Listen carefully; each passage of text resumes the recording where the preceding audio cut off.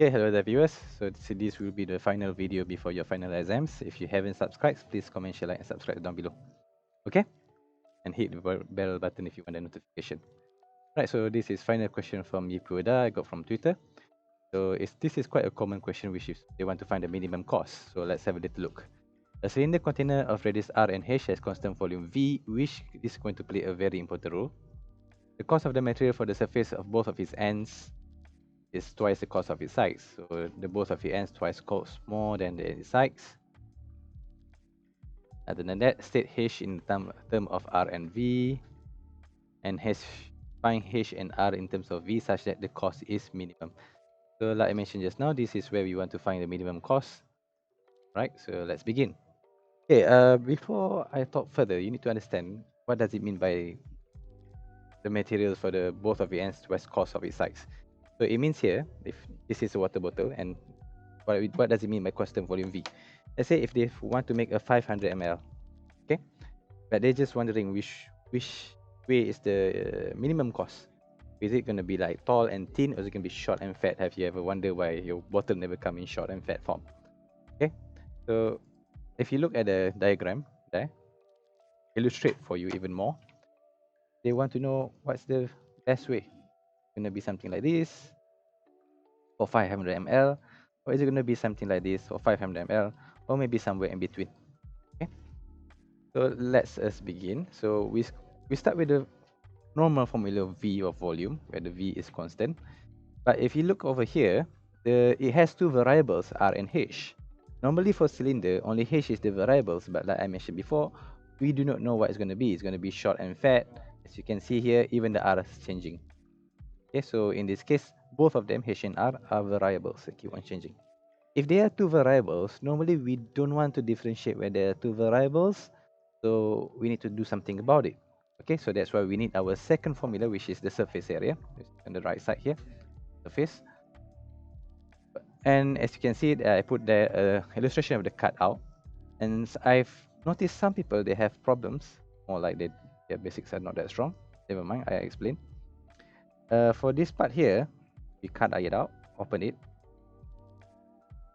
So normally, the area for the circle is 2 pi r. Is normally for the area for circle is pi r squared. So here there's 2, so that's why we got ourselves 2 pi r squared, because we times 2.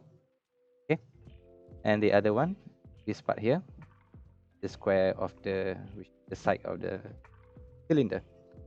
Some people, they do not know how we got it. Actually, from here, if you do it here, if you find the circumference is normally 2 pi r. It's actually the same as this one. Okay, and then you multiply by this side here, which is the height, h. So that's how you got yourself 2 pi r h. Okay, so it's normally like a rectangle. It's just in the terms of the side of it is the circumference of the circle. Right, and now we know that since the costs were the top and bottom twice more than the sides, so that's why over here we multiply by 2, because it's cost twice more. See the questions, twice cost the side of the sides. Alright, so this is the exam question. This is the question that we're going to have. This question have a few variables, such as this one here, where I'm including. You can read here where the alternative questions, the top and bottom, where the top and bottom cost $10 and the side cost $8. So if you got this type of questions, for this one here, you need to multiply by 10, and for the side, you have to multiply by 8. Alright, but we are not doing that type of question. I'm just telling you if you ever encountered it in your life. And I wouldn't be surprised. It's quite a common question. Okay, so let's continue. So even if right now you see we still have two variables r and h for both of our equations, so we want to substitute. If I were to substitute, I would like to substitute my h like there. Why h? Because if you can see here, there's only one h. I want to substitute here, and there's a two r there. There are r squared and r, so gonna make the calculation a lot difficult. My second reason why I would like to choose h is because if you look over here, they ask us to find h in terms of r and v. So the question kind of give you a clue, and it will penalize you if you don't find h. Okay, so once we substitute h over there, try and simplify it out, and we got that one. Right? So far so good. And once we got that, you can see here, I write down our new equation as cos. You can choose to write it down as something as C, of course, but I like to make things simple, so we don't have to memorize things too much. Cos, and then we differentiate it and make it equals to 0 because we want to find the critical point, right? Differentiating as usual, and then try and simplify it out for us to find the value of R. Okay, so we got that value of R.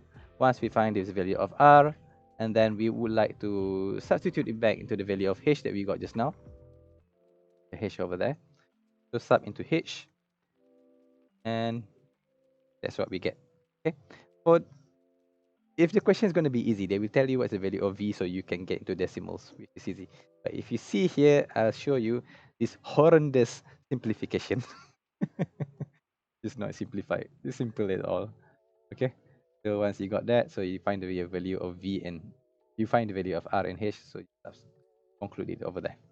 Okay. So this will be the final video for me before you enter your final exams. I hope you do well. Okay. So all the best. Good luck. Don't die.